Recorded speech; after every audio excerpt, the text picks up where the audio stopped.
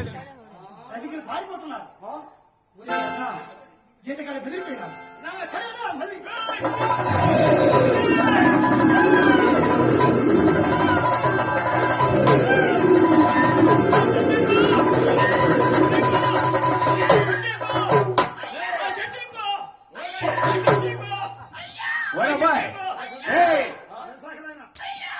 అరే కింద నీ కొడుకున్నాడా? కింద నీ కొడుకు అడుగో ఇటుగో అంటున్నా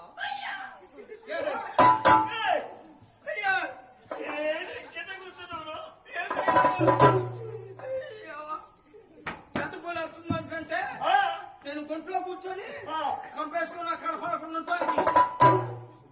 అది తెలియక నా మీద ఎక్కుతున్నావు నువ్వు. రాయి కాదయ్యా నాకు ఈ పది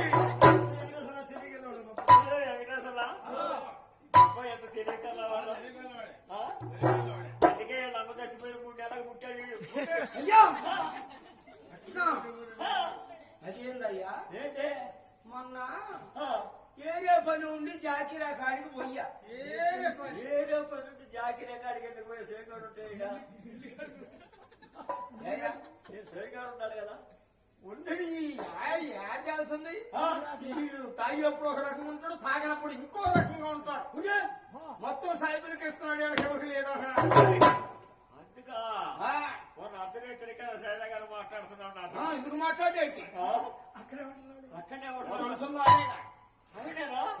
నిద్ర ఎప్పుడు పోతున్నారా? అయితే తిరిగే పని మీద జాకీరా కాడికి పోయి వస్తాడా. తిరిగి వచ్చేటప్పుడు అను వెంకటేశ్వర సోదరి కనపడ్డాడు. మంచోడే ఆయన.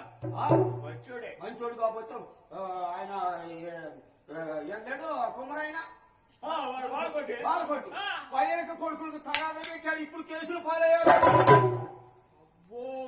ఆ సంగతి నీకు తెలియాలి. ఈ మసలు నేను ఏదే పని మీద పోయి వస్తుంటే వెంకటేశ్వర సోదరు కనపడ్డాడు. ఏం సోదరు గారు బాగుండారా అన్న. నేను ఊరికి కదిలిచ్చాయండి. వచ్చేటప్పటికి ఆయన అసలు విషయం చెప్పాను. అసలు విషయం మొత్తం చెప్పాడు. ఏం చెప్పాడు అసలు? ఏం చెప్పేది ఏందయ్యా? నువ్వు ఇట్లా రోడ్ల మనం తిరుగుతున్నావు కదా. అవును. గంటకి కొట్టుకుపోతున్నావు కదా. అసలు నువ్వు కొట్టుకెందుకు పోతున్నావో, నువ్వు ఎందుకు పుట్టావో, ఎవరికి పుట్టావో చెప్పాడు. ఏమన్నాడు? అదేంటండి అంటే శ్రీ గారు మా ఇంటి వాళ్ళ ఉంటాడు కదా.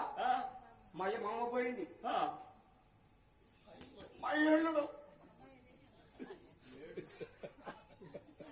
మై మీద అంత చెప్పు తప్పండి సోదరు గారు. ప్రెసిడెంట్ గారు అన్నది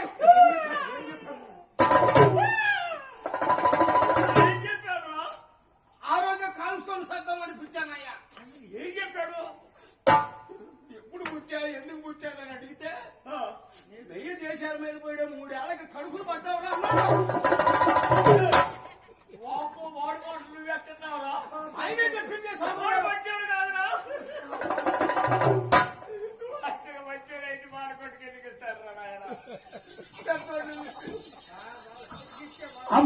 అందరు బయటపడి పారిపోతున్నారు అనుకున్న వెంకటేశ్వర స్వామిదే అడవిలో ఇంకో రూపాన్ని మరి ఎదురుస్తున్నాట. కూడా భయపడుతుందేమో శ్రీ వెంకటేశ్వర స్వామి.